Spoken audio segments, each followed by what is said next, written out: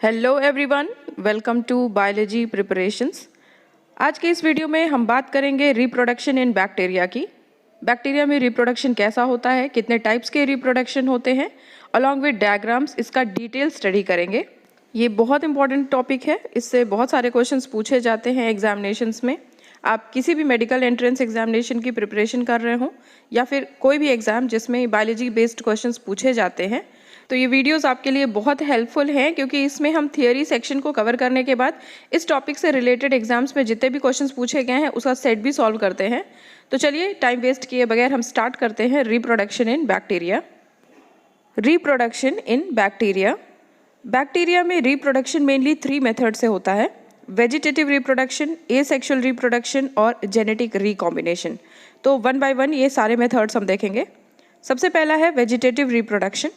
Vegetative reproduction ऐसा reproduction है जो हमेशा फेवरेबल कंडीशंस में होता है, यानी जब बैक्टीरिया के पास फूड, वाटर और ऑप्टिमम टेम्परेचर यानी कि सारी कंडीशंस फेवर में होती हैं, तभी इस तरह का रिप्रोडक्शन देखा जाता है बैक्टीरिया में। तो ये भी 2 मेथड से होता है वेजिटेटिव रिप्रोडक्शन भी, by budding and second by binary fission. इन दोनों को वन बाय वन देखते हैं। तो सबसे पहला मेथड है budding. Budding was discovered by बिसेट and hell in bifid bacteria. तो बडिंग बहुत ही कॉमन मेथड है, इसलिए बहुत डिटेल में मैंने नहीं दिया है। मैं इसको एक्सप्लेन कर देती हूँ डायग्राम से। जो मेन बैक्टीरियल सेल होता है उसमें एक बड लाइक आउटग्रोथ होती है, यानी एक बड की तरीके से स्ट्रक्चर डेवलप करता है। उसके बाद से जो बैक्टीरिया होता है उसका जो जेनेटिक मटीरियल है या फिर कहिए जीनोफोर है, उसका रिप्लिकेशन हो जाता है, यानी कि डबल कॉपी हो जाती है बैक्टीरिया के जेनेटिक मटेरियल का, जिसका एक कॉपी ट्रांसफ़र हो जाता है इस बड लाइक फॉर्मेशन में। ठीक है। उसके बाद से जहाँ से बड का फॉर्मेशन हुआ होता है वहाँ पे कॉन्स्ट्रिक्शन होता है, यानी थोड़ा सा वो हिस्सा नैरो होने लगता है जहाँ पे बड का फॉर्मेशन हुआ रहता है। धीरे धीरे करके नैरो होते होते ये जो बड होता है ये सेपरेट हो जाता है मेन पेरेंट बॉडी से, यानी मेन बैक्टीरियल सेल से, और फिर ये जो बड होता है ये एक सेपरेट बैक्टीरियल सेल की तरह से काम करने लगता है। तो यही होता है बडिंग मेथड। ठीक है। अब जो है सेकेंड मेथड वो है आपका बाइनरी फिशन। ये मोस्ट कॉमन मेथड होता है बैक्टीरिया में रिप्रोडक्शन का। बाइनरी फिशन हमेशा एमाइटोसिस के थ्रू होती है। एमाइटोसिस हमेशा प्रोकैरियोट्स में होता है, ये कभी भी यूकैरियोट्स में नहीं होता है, ये आप ध्यान रखिएगा। प्रोकैरियोट्स में माइटोसिस और मियोसिस कभी नहीं होता, ये क्वेश्चंस पूछे गए हैं। अब जो स्टेप्स है बाइनरी फिशन के जो बैक्टीरिया में होता है, इसमें सबसे पहले क्या होता है, मेन बैक्टीरियल सेल में डीएनए का रिप्लिकेशन होगा, यानी जो जेनेटिक मटेरियल है वो डुप्लीकेट करेगी, वो डबल कॉपी बनाएगी। ठीक है। उसके बाद फेवरेबल कंडीशंस में बैक्टीरियल सेल डिवाइड करेगा 2 सेल में बाय फॉर्मिंग ट्रांसवर्स सेप्टम। इसको हम डायग्राम से समझ लेते हैं। तो यहाँ पर आपका ट्रांसवर्स सेप्टम के फॉर्मेशन की वजह से एक बैक्टीरियल सेल 2 सेल में डिवाइड कर जाता है। आप बिल्कुल क्लियरली देख सकते हैं कि यहाँ पे सबसे पहले डीएनए का रिप्लिकेशन हो रहा है, जेनेटिक मटेरियल डुप्लीकेट कर रही है। उसके बाद से बैक्टीरियल सेल डिवाइड हो रहा है 2 सेल में, ट्रांसवर्स सेप्टम का फॉर्मेशन हो रहा है बीच में। इस तरह से एक सेल डिवाइड होकर के 2 डॉटर सेल्स में फॉर्मेशन हो जाता है। एक इंपॉर्टेंट पॉइंट है, फेवरेबल कंडीशंस में bacterial cell divide after every 20 minutes. ये इंपॉर्टेंट है, क्वेश्चंस पूछे गए हैं। तो ये दोनों मेथड आपके वेजिटेटिव रिप्रोडक्शन के मेथड्स थे। अब हम देखते हैं एसेक्सुअल रिप्रोडक्शन।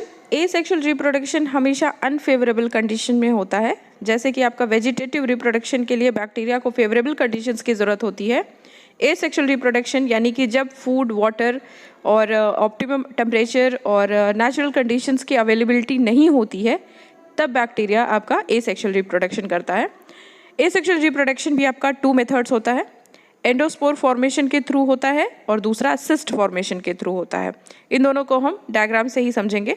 तो सबसे पहला हमारा है एंडोस्पोर फॉर्मेशन।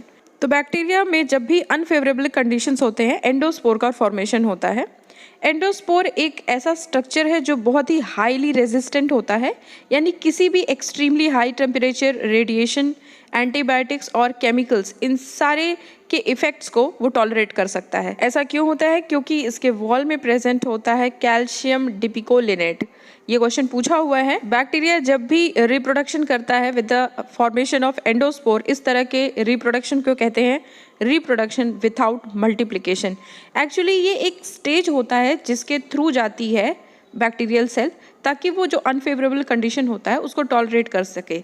अनफेवरेबल कंडीशंस को टॉलरेट करने का ये मेथड सिर्फ बैक्टीरिया में ही नहीं, हायर एनिमल्स में भी देखा जाता है। कभी कभी क्या होता है, विंटर के समय पे हाइबरनेशन करते हैं एनिमल्स, जैसे सी स्नेक हैं या फिर स्मॉल रेप्टाइल्स हैं, तो ये विंटर स्लीप में चले जाते हैं, यानी हाइबरनेशन करते हैं, यानी जब फिर से समर सीजन आता है तो ये वापस आते हैं। इसी तरीके से ये भी एक स्ट्रक्चर का फॉर्मेशन करते हैं बैक्टीरिया, जब भी कंडीशन फेवरेबल नहीं होती है तो उसी स्ट्रक्चर में ये एज इट इज़ रहते हैं और वेट करते हैं जब कंडीशंस फेवरेबल हो जाएगी तो इनका रिप्रोडक्शन आगे प्रोसीड करेगा।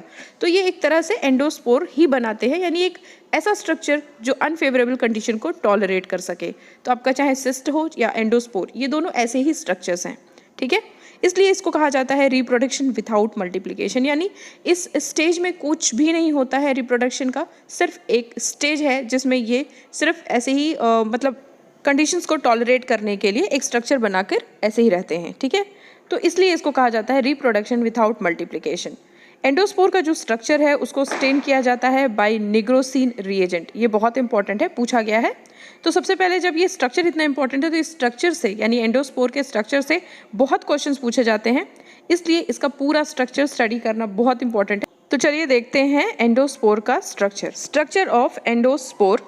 तो एंडोस्पोर एक ऐसा स्ट्रक्चर है जिसके मिडल में आपका बैक्टीरियल सेल होता है विथ ऑल इट्स कंपोनेंट्स, जिसके आउटर लेयर पे बहुत सारे लेयर्स का फॉर्मेशन हो जाता है। तो ये एक रेजिस्टेंट स्ट्रक्चर बन जाता है। तो इसके लेयर्स की ही स्टडी करेंगे हम कि आउटर से इनर की तरफ से कैसे इसमें डिफरेंट लेयर्स होते हैं जो इस बैक्टीरियल सेल का प्रोटेक्टिव लेयर का काम करते हैं। तो आउटसाइड से इनसाइड की तरफ हम इन डिफरेंट लेयर्स की स्टडी करेंगे। सबसे बाहर होता है एक्सोस्पोरियम। ये एक्सोस्पोरियम आपका लिपिड और प्रोटीन का लेयर होता है।